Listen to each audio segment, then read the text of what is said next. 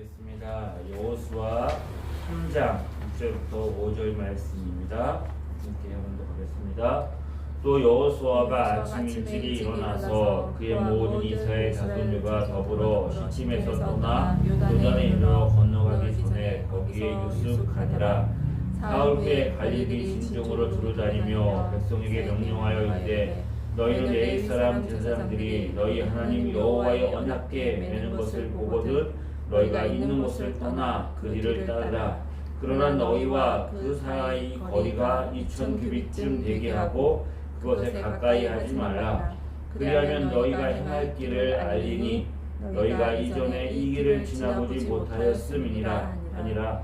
여호수아가 또 백성에게 이르되 너희는 자신을 성결하게 하라. 여호와께서 내일 너희 가운데 기이한 일들을 행하시리라. 아멘. 이스라엘 백성들이 출애굽한 후에 모세를 따라 드디어 광야의 긴 여정을 끝내고 꿈에 부리던 가나안 땅이 보이는 모압 평지에 도착합니다. 모세가 하나님의 부르심을 받고 떠난 후에 여호수아가 이스라엘의 지도자가 되어서 이제 요단강을 건너서 하나님이 약속하신 땅 가나안 땅을 눈앞에 두고 있습니다. 요단강을 건너기만 하면 하나님이 약속하신 젖과 꿀이 흐르는 가나안 땅입니다. 그런데 문제가 있습니다.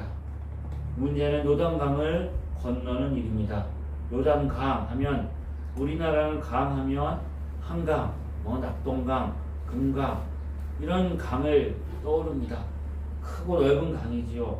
하지만 이스라엘에 말하는 이 요단강은 우리로 보면 강이 아니라 좀 개천물 같은 중랑천이나 아니면 안양천이나 이런 그 개천물보다도 좀 작은 그런 것이라고 보면 되지요. 강하니까 크고 넓은 것이 아니라 작은 개천 정도로 생각하면 됩니다. 그러나 이스라엘 백성들이 요단강에 도착했을 때에는 1년 중에 물이 가장 많은 때였습니다. 아무리 작은 도랑이라고 할지라도 개천이라고 할지라도 물이 많이 흐르면 물살이 거세고 물이 많아지면 언덕을 넘치고 범람하게 되어 있습니다. 이때가 봐도 요단이 곡식을 거두는 시기였고 항상 물이 언덕에 넘치는 때였습니다. 그러므로 요단강을 건너는 일은 쉬운 일이 아니었습니다. 이렇게 많은 사람들과 짐승과 그리고 여러 가지 많은 물건들을 가지고 어떻게 저 요단강을 건너갈 것인가? 다리를 놓아야 되나? 아니면 배를 만들어서 배를 타고 가야 하나? 아니면 저 거센 물이, 저 많은 물이 다 흘러가고 물이 줄어들 때까지 여기서 마냥 기다려야 하나? 이스라엘 백성들은 나름대로 저 요단강을 어떻게 건너야 될지를 생각하고 여러 가지 방법들을 또 제안하기도 하고 그렇게 했을 것입니다. 그런데 이런 일들이 다 필요 없는 것은 하나님에게 다른 계획이 있었기 때문입니다. 하나님께서 그 요단강을 건너는데 배나 다리나 물이 마르기를 기다리는 것이 아니라 그 요단강의 물을 그냥 멈춰버리게 하시며 하나님이 물살이 거세고 언덕이 항상 넘칠 만큼 많이 물이 흐르는 강이지만 하나님이 그 강을 멈추게 하시고 그 백성을 그 강을 건너가게 하시는 마른 땅을 건너가게 하시는 계획을 가지고 계셨습니다. 하나님이 이스라엘 백성들을 가나안 땅에 인도하실 때에 가나안 땅에 들어가는 길은 여러 가지 많은 길들이 있었을 것입니다. 요단강을 건너지 않는 길도 분명히 있었을 것입니다. 또 요단강을 건넌다고 하면 꼭 왜 때를 가장 물이 많고 물살이 거세서 요단강을 쉽게 건널 수 없는 그때에 이스라엘 백성들을 그곳으로 인도하셨을까요? 이스라엘 백성들이 가나안에 들어가기 위해서 요단강을 건너는 이 사건은 우리가 이스라엘 백성들이 출애굽할 때 홍해를 건너는 사건을 생각나게 만듭니다. 출애굽한 이스라엘 백성들이 이제 가데스 바나에서 가나안에 들어가기 위해서 그 하나님이 정탐꾼을 보냈지만 이 12 정탐꾼들이 거기는 거대한 성이 있고 거인들이 있어서 들어가지 못한다 라고 그들이 이제 자신을 메뚜기와 같다 라고 말하지요.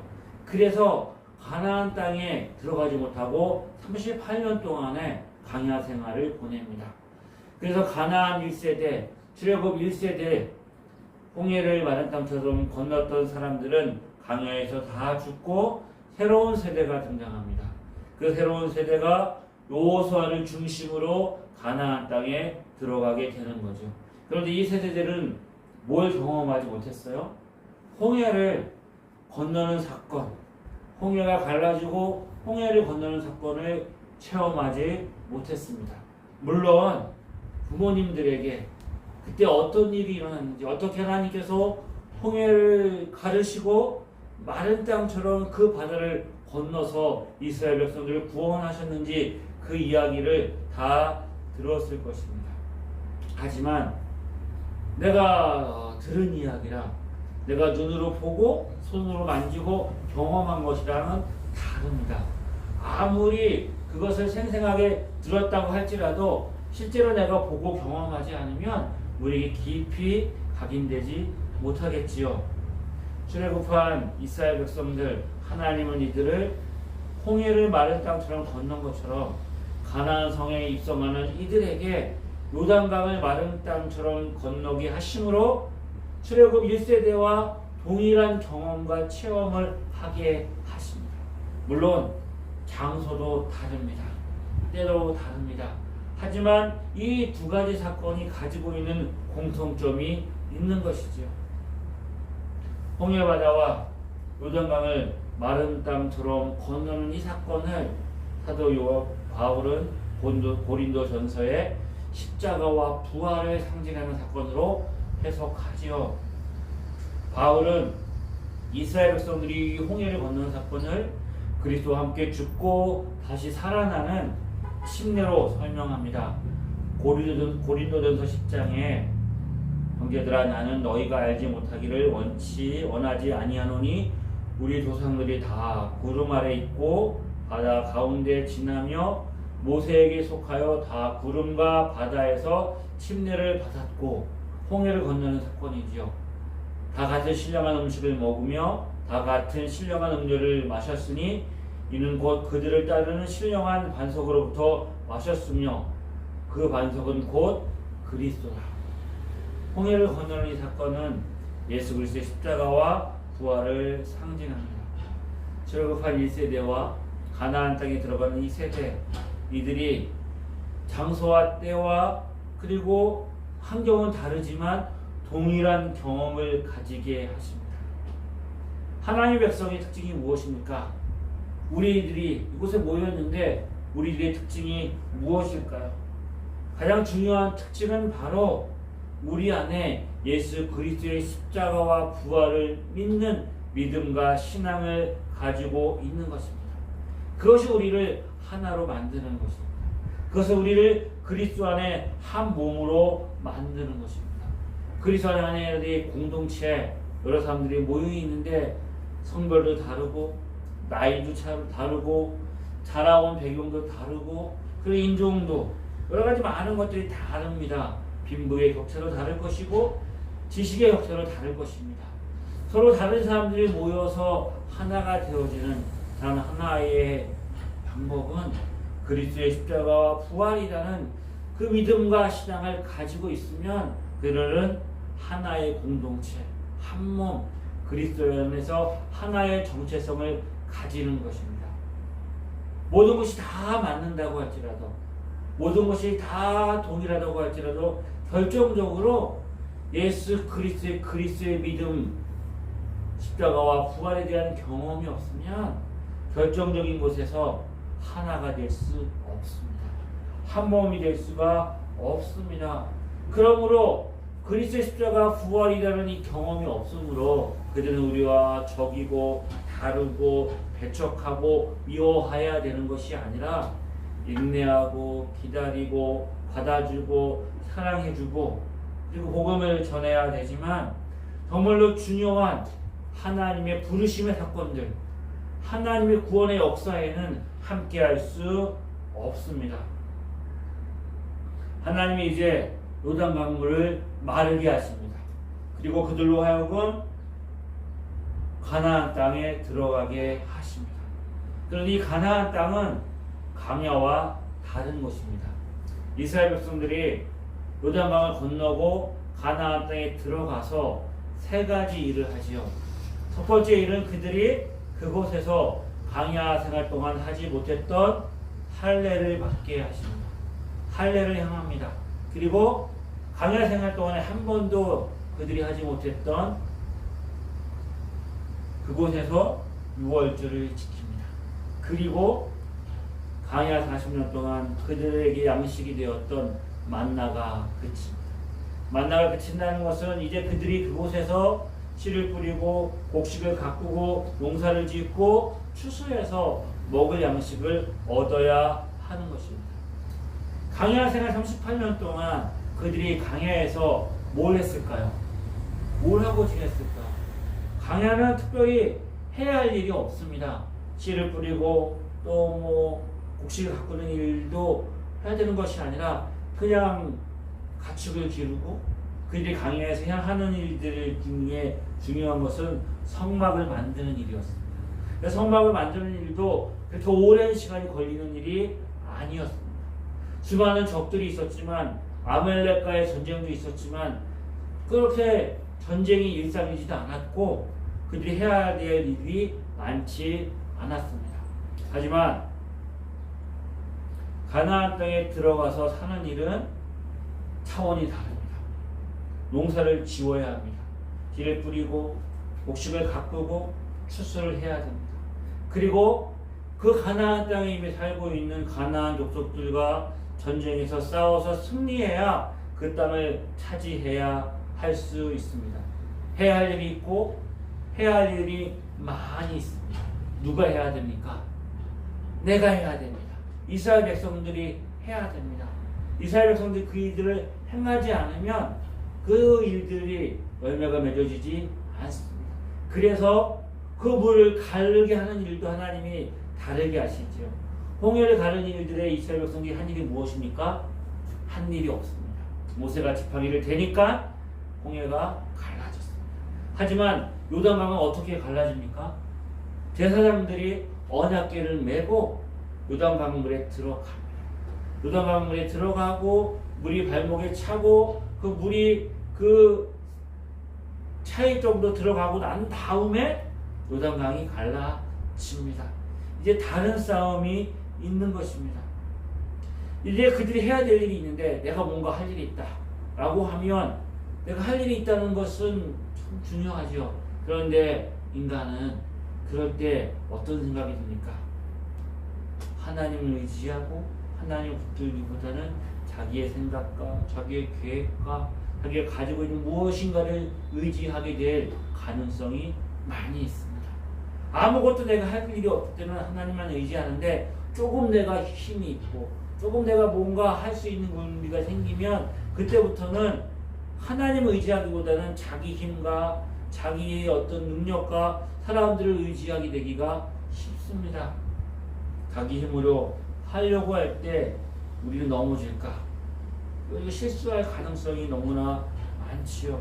그래서 하나님이 이스라엘 백성들로 하여금 이 가나안 땅에 들어갈 때 하나님의 방법으로 하나님이 하실 수밖에 없는 일을 경험하게 하심으로 이제 일어나는 모든 일들에 너희들이 하나님을 철저하게 의지해야 된다.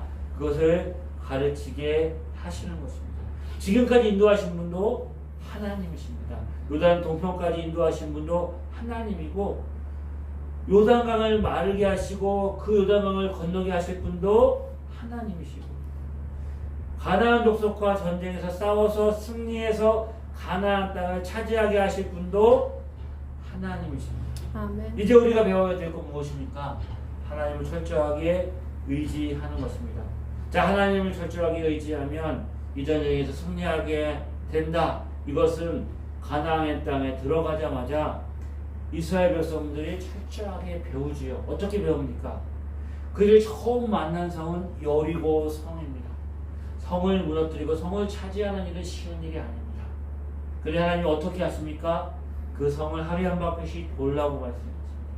그 성을 돌고 마지막 날에 7번 돌고 함성을 지르면 성이 무너지고 그 성을 차지하게 됩니다. 여리고 성을 차지했습니다. 하나님이 그 성을 그들에게 주셨습니다. 그 다음 타켓이 있죠.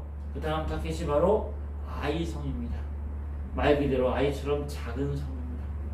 그런 이스라엘 백성들이 묻지도 않습니다. 하나님께. 그리고 자신들의 계획을 세우고 아이성으로 쳐들어갑니다. 그런데 어떻게 합니까? 철저하게 실패합니다.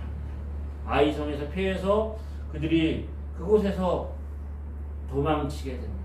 하나님을 의지했더니 여리고성이 무너졌지만 하나님을 의지하지 않고 자기의 계획대로 했더니 작은 성 아이성을 차지하지 못하고 도망합니다.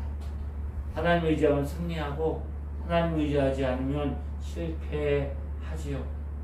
이제 하나님이 이스라엘 백성들로 하여금 요단강을 건너게 하십니다. 그런데 요단강을 건너게 하실 때 하나님이 이스라엘 백성들에게 두 가지를 요구하십니다. 오늘 말씀에 보면 첫 번째 4절 말씀 보면 그들이 이제 이스라엘 백성들이 제사장들이 언약궤를 메고 나가는데 이스라엘 백성들과 이 언약궤를 맨 제사장들과 사이를 얼마 정도? 2000 규빗 정도 거리를 두게 하십니다.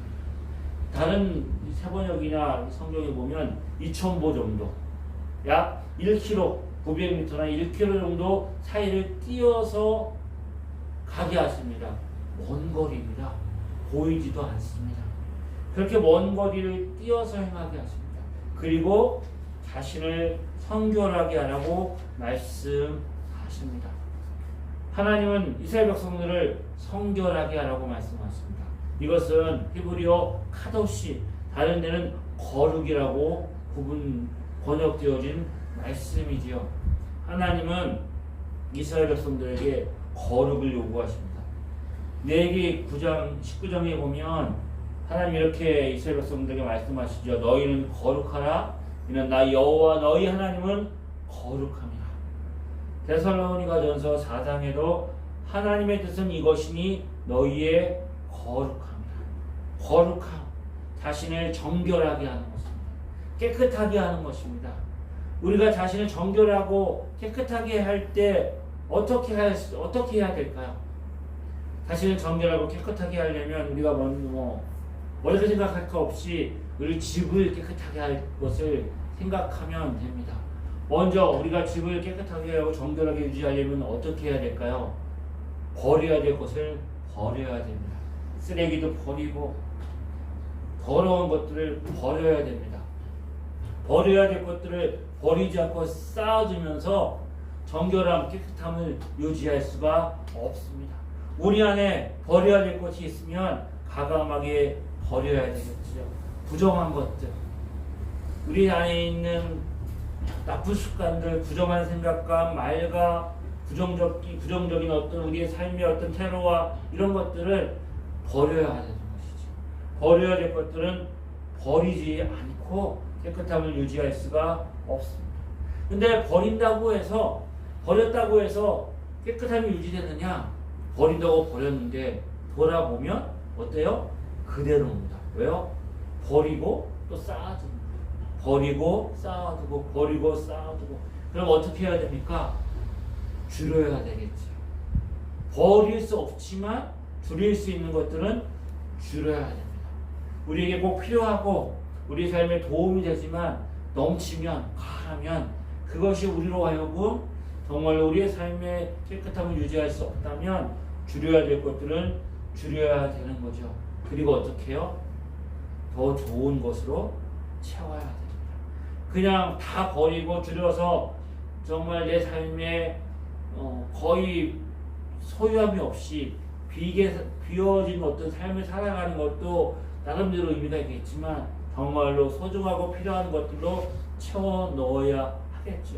우리의 삶의 공간에, 우리의 삶의 시간에 버리고 줄이고 남은 것을 하나님의 말씀과 기도로 채우는 것, 그것이 우리의 정결함을 유지하는 것이죠. 사도 바울이 디모데전서 4장에 하나님 말씀과 기도로 거룩해진다고 말씀했지요.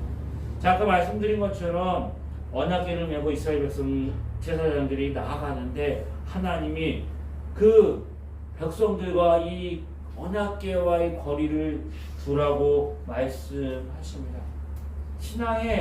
우리 신앙의 핵심이 뭘까요? 하나님과의 친밀함입니다. 하나님께로 가까이 나가는 것, 하나님과 가까워지고 하나님과 친밀함이 신앙의 핵심입니다. 그러면 그 언약궤 하나님의 백성들이 그 제사장들과 행하는 그것을 가까이 하는 게 좋잖아요. 가까이, 친밀하게. 그런데 하나님 거리를 두라고 말씀하셨어요. 이 카도시, 거룩이라는 말의 의미는 분리입니다. 분리, 다름, 구분 짓는 것입니다. 하나님이 하나님 되심을 인정하는 것입니다. 이것을 잘 보여주는 게 무엇입니까? 하나님이 이스라엘 백성들 가운데 하나님의 임재의 장소를 정하십니다. 그것이 바로 성막입니다. 성막은 성소와 지성소로 나누어져 있습니다. 특별히 지성소는 하나님의 언약궤가 있고 하나님의 임재의 상징이 있는 곳으로 그것은 아무나 들어갈 수 없습니다. 대제사장이 1년에 한 번 대속죄일에 이스라엘 백성들의 그 피를 담은 어린 양의 피를 가지고 속죄의 피를 가지고 1년에 한 번 지성소 안으로 들어가지요. 그런 예수님 십자가에 달리셨을 때 다 이루었다 외치고 숨지으셨을 때 성전에 있었던 지성소와 성소를 가리웠던 시장이 위로부터 아래로 찢어지면서 지성소의 문이 열립니다. 그래서 우리 예수 그리스도의 보혈의 피를 의지하고 성령의 인도하심을 따라 은혜의 보좌 앞에 담대히 나아갈 수 있습니다. 하나님께 가까이, 하나님과의 친밀함, 하나님을 아바 아버지라 부르면서 하나님께 가까이 나갈 수 있게 되었습니다. 근데 가까우면 우리가 어떻습니까? 실수하기 쉽습니다. 그래서 성경은 하나님을 가까이 해야 되지만 하나님을 만홀히 여겨서 안 된다고 말합니다. 하나님을 만홀히 여기지 말라. 이 만홀히 여기다는 말의 의미는 무심하고 소홀히 여긴다, 업심 여긴다는 것이죠. 그냥 문득 생각나는 대로, 내가 하고 싶은 대로, 내 마음대로, 내 기분대로 행동하는 것이 만홀히 여기는 것이고 업심 여기는 것입니다. 갈라디아후서 2장 7절에 사도 바울은 스스로 속이지 말라. 하나님은 업심 여김을 받지 아니하시니 사람이 무엇으로 심든지 그대로 거두리라. 하나님은 업심 여김을 받지 아니하십니다.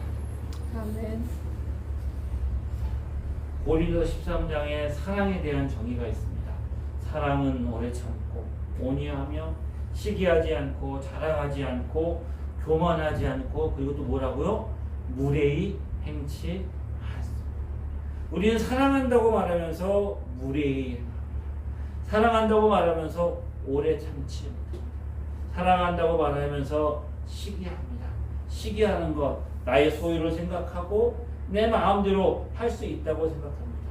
우리는 사랑한다고 말하면서 가깝다고 말하면서 선을 넘어버리는 때가 많고 선을 넘는 것 자체가 친밀함이고 선을 넘는 것 자체가 어떻게 해요? 스스로 자기를 속이는 것입니다. 하나님 앞에 자신의 행동을 정당화하면서 그것이 하나님과의 친밀함이라고 그들은 스스로 착각하는 것이죠. 근데 거룩함은 어디에서 시작합니까? 하나님의 것을 구분하는 것입니다. 스스로 자기를 합리하지 않고 하나님의 것을 하나님의 것으로 인정하는 것입니다. 하나님의 시간을 하나님의 것으로, 하나님의 소유를 하나님의 것으로 인정하고 그것이 바로 거룩함이고 성결함이시죠. 하나님이 이스라엘 백성들을 얼마나 사랑하십니까? 그들을 위해서 무엇이 있는지 행할 수 있습니다. 이제 이스라엘 백성들에게 약속하신 대로 가나안 땅을 주실 것입니다.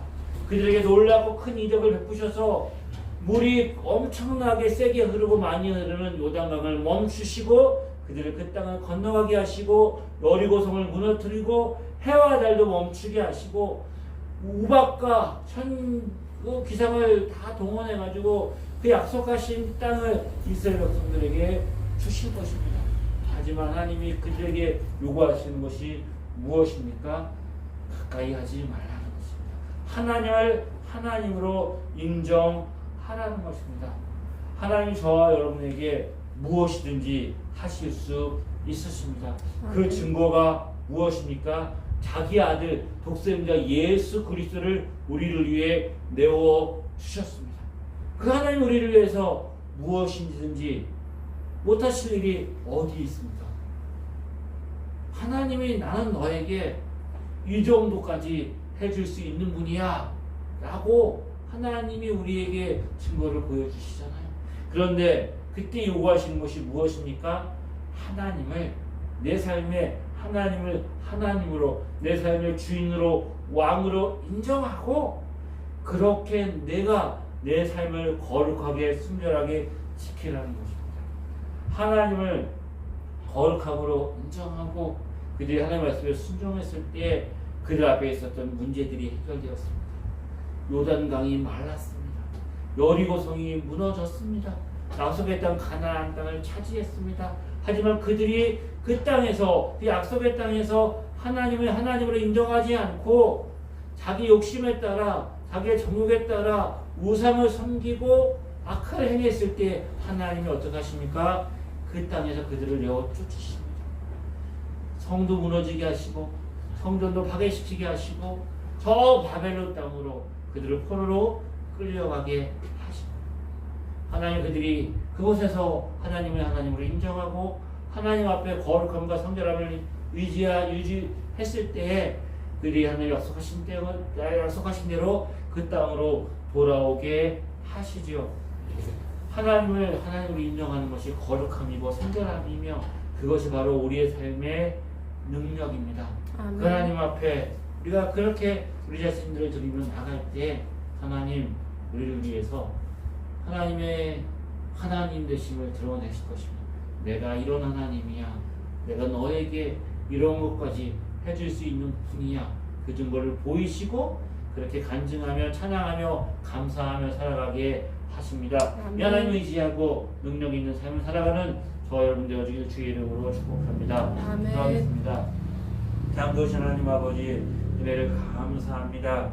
우리 인생 가운데 예수 그리스도 안에서 구원받은 하나님의 자녀가 되고 우리 하나님께 계신 성령님의 인도하심을 따라 거룩하신 하나님 앞에 기도하며 예배하며 주 앞에 설 수 있는 것이 얼마나 큰 은혜입니까?